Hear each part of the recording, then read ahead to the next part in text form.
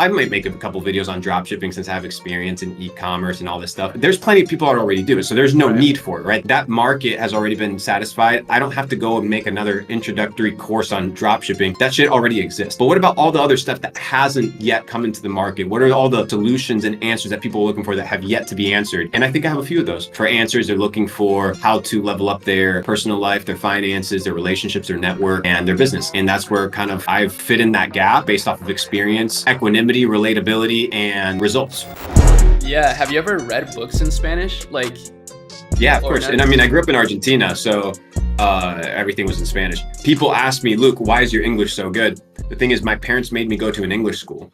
So half of the day was English school and half of the day was Spanish school. It was one of those American schools that kind of do like aid and come and take care of like the poor kids and teach them English and stuff like that. So I did that for like 5 years, and that's where I got my English down real good. But once you start having normal conversations with me, you'll realize I'm not American because of all, what do they call them, colloquialisms, or like the sayings that Americans use that I don't know or I don't understand, or I don't understand the joke or the American humor or whatever it may be.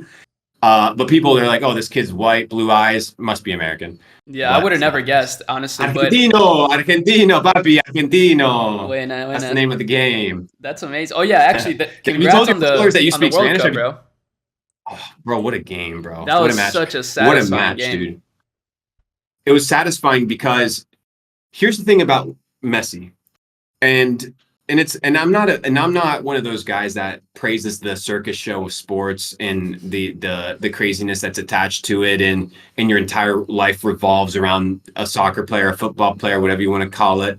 But when you look at Messi, bro, when you see that guy move, you can tell it's a master at work. You can tell it's a master craftsman. It's a person that has understood the nature of football at its deepest level. You see him, and it's just some wizardry magic that I've never really experienced. And being able to witness that is something that I think most people will never have the benefit of enjoying. And the fact that we were able to watch a World Cup final and Messi lifted up a World Cup. Like that shit. That was so beautiful, bro. It was like out of a movie, straight up. A movie, brother. We live in a movie. Yeah, we really do.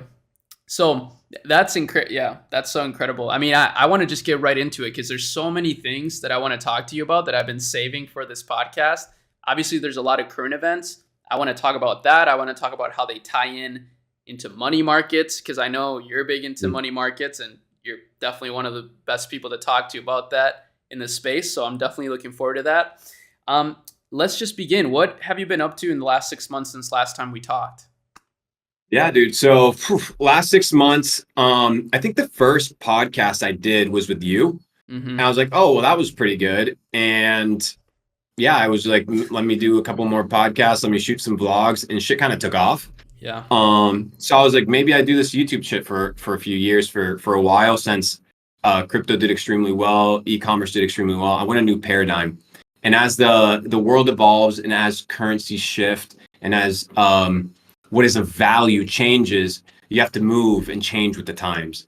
And there's leverage in power in numbers. And I think that the message of self-development and the pursuit of your fullest potential has resonated with a lot of people at a very deep level, especially over the last 2 years. A lot of people made money, lost money. They were extremely humbled, right? They were humbled by the markets. They were humbled by the events taking place. And they're looking now for answers. They're looking for how to level up their personal life, their finances, their relationships, their network, and their business. And that's where kind of, I guess, I've fit in that gap based off of experience, equanimity, relatability, and results, which is extremely important, is actually having results tied to your name. And then having people that have taken what you've said, implemented it, and now it doesn't only work for you, but it's replicatable, which is an essential ingredient to finding people that you want to listen to and people that you want to pour into your life and that you want to take advice from. Is what they're saying, right, or teaching or sharing, replicatable and duplicatable in my life. And that's the approach that I have towards this entire social dynamic that I'm kind of venturing into, is making sure that the content that is created is not only evergreen, right? And what I mean by evergreen is that if your grandkids watch it, the principles, the truth attached to it is still relevant. That's why it's going to be very difficult to find me.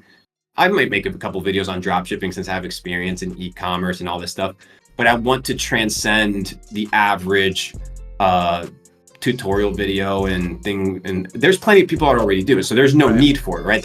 That market has already been satisfied. I don't have to go and make another introductory course on drop shipping. That shit already exists. But what about all the other stuff that hasn't yet come into the market? What are all the solutions and answers that people are looking for that have yet to be answered?